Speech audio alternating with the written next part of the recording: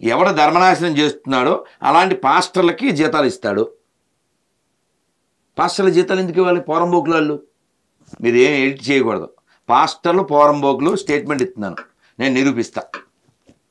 ఎవరికి ఉపకారం చెప్పండి? ఎవరికి ఇవ్వాలి జీతం? అన్నం పెట్టే రైతుకి ఇవ్వాలి, జవాన్కి ఇవ్వాలి. ఇంకా చాలా సంస్థలు అనాథలకి అభాగ్యులకి సేవ చేస్తుంటాయి, వాళ్ళకి ఇవ్వాలి. పాస్టర్లకి ఎందుకు ఇవ్వాలి? వాడు సమాజాన్ని విడగొట్టడానికి వచ్చాడు, నీతి లేనివాడే అలా అవుతాడు. వాడికి ఇంటి పేరు లేకుండా జీవించలేడు, వాడి పేరు పోని వాడి నమ్మిన బైబిల్లో ఉండదు, వాడి పూర్వీకులకి గొర్రెమాతానికి ఏ సంబంధం ఉండదు.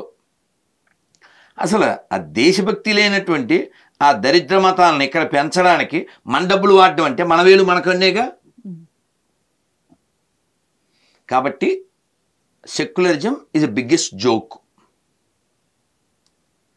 ఇంకో మాట చెప్తున్నాను, secularism is exist until there is only majority Hindus are there. When Hindus are decreased, there is no secularism. Okay.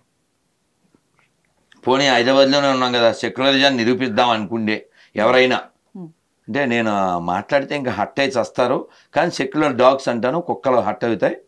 ఎవడైనా సరే పాత బస్తీలో బంద్ చేసేద్దాం, రెండు వచ్చింది. సెక్యులరిజం బయ్యా బయ్యా అంటారు కదా కుయ్యగాళ్ళు, ఏడా సెక్యులరిజం ఓన్లీ హిందువులు ఉన్న చోటే ఉంటుంది తెలుసా? మీరు ఇంకో ఉదాహరణ చెప్తాను. ఎప్పుడు నా మత కలహాలు గొడవలు జరిగినాయి అనుకోండి, చెక్ చేయండి, అక్కడ హిందువులు మైనారిటీగా ఉన్న చోటే జరుగుతాయి. ఎందుకని? మొన్న తమిళనాడులో వాళ్ళు 70% అయ్యారట ముస్లిమ్స్, అందుకని గుళ్ళో మైక్ అది పెడుతున్నారు, వాళ్ళ గుళ్ళో ఈ పూజలు అవి చేయకూడదు, మూసేయాలి అని మూసేశారు. తర్వాత కోర్టుకి వెళ్తే ఏదో చెప్పింది. కాబట్టి ఎవరైనా సెక్యులరిజం అంటే ఆడు దొంగ, అబద్ధం. కాబట్టి గుడికి, మసీదుకి, చర్చికి, ప్రభుత్వానికి సంబంధం లేనప్పుడు సెక్యులరిజం ఉన్నట్టు. మీరు కార్తీక మాసం శివాలయానికి వెళ్ళి ఉంటారు, నేను కాశీ వెళ్ళాను, ఇంకొకళ్ళు ఎవరో రామేశ్వరం వెళ్ళారు. గవర్నమెంట్కి ఏం సంబంధం?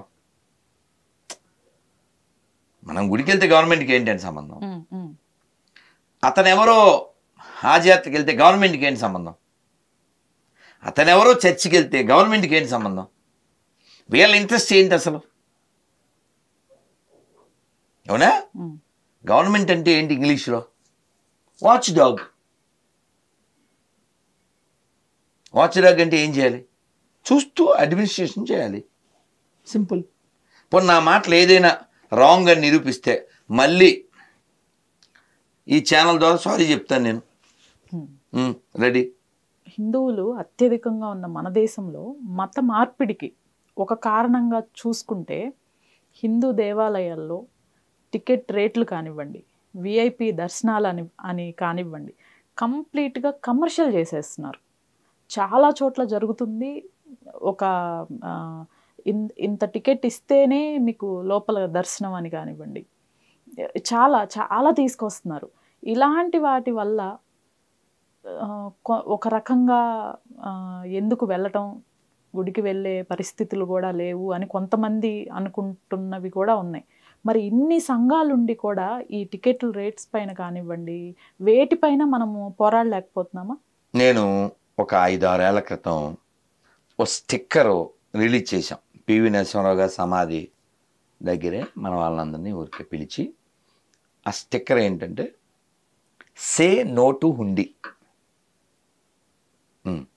శాంపిల్కి ఎక్కడో 1-2 ఉన్నాయి, చాలా పంచిపెట్టాం, అంటించాం. హుండీలో డబ్బులు వేయకండి, ఆ డబ్బులను ఆవులకి ఖర్చు పెట్టండి, అనాథలకు ఖర్చు పెట్టండి, పుస్తకాలు కొని పంచిపెట్టండి, ధర్మం కోసం పనిచేసే వాళ్ళకి ఖర్చు పెట్టండి, రైతులకు ఖర్చు పెట్టండి, జవాన్లు ఖర్చు పెట్టండి అని 6 ఆప్షన్లు ఇచ్చాం. చిన్న దేవాలయాలకు ఇవ్వండి, ఇలా చెప్పాం. కానీ సెంటిమెంటల్గా మాత్రమే జీవిస్తున్నటువంటి వాళ్ళు ఎక్కువ మంది ఉండడం వలన 10,500 పెట్టి టికెట్ కొనేస్తారు. దగ్గరగా చూశాను, ఆ సెంటిమెంట్ని క్యాష్ చేసుకోవడానికి ఆంధ్రప్రదేశ్ గవర్నమెంట్ శ్రీవాణి ట్రస్ట్ అని విడిగా పెట్టి 100 కోట్లు నొక్కేసింది. ఏమన్నాను నేను? నొక్కేసిందని చెప్పా. మళ్ళీ స్టేట్మెంట్ ఏమి వెనక్కి తీసుకో. 4.5 ఏళ్లలో ఎన్ని 100 కోట్లు వచ్చినాయి అంటే ఆ మధ్య ఎప్పుడో మేము 600 గుళ్ళు బాగు చేసామన్నాడు. ఎక్కడో చూపిస్తే వెళ్ళి దండం పెట్టుకుంటాం. మన డబ్బుల్ని తినేస్తూ, మన డబ్బులతో, మనకు దేవాలయాల డబ్బులతో ఇతర మతాలను పెంచుతూ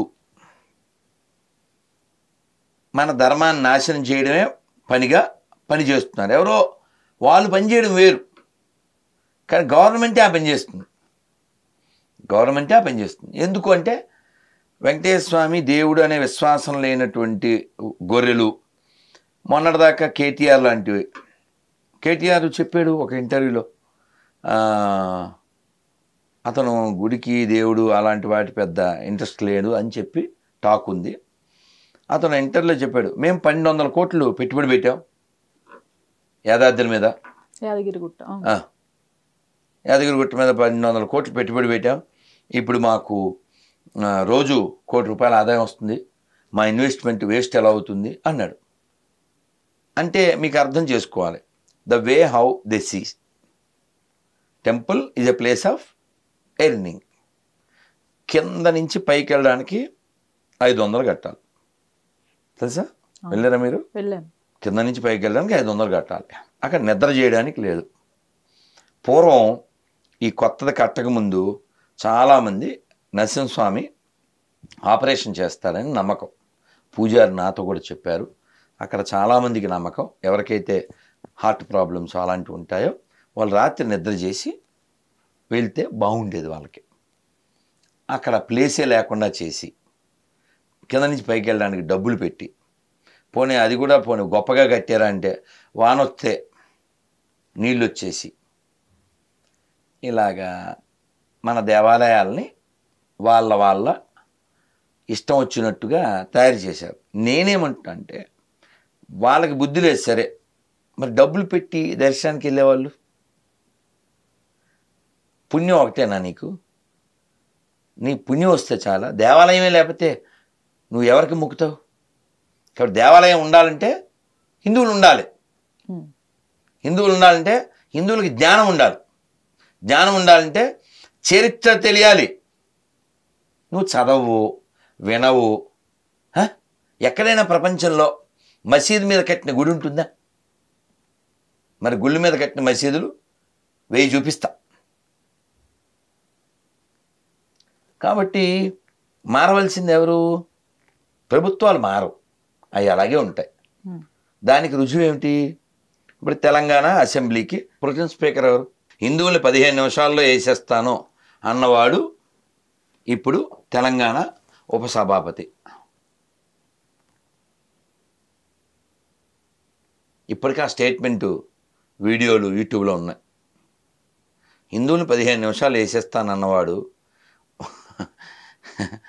హిందువులకి రాజ్యాంగం మీద ప్రమాణం చేయించడం ఎంత జోక్ అది. పులి వచ్చి శాకాహారం గురించి మాట్లాడినట్టు కదా, పంది పరిశుభ్రత గురించి మాట్లాడినట్టు కదా.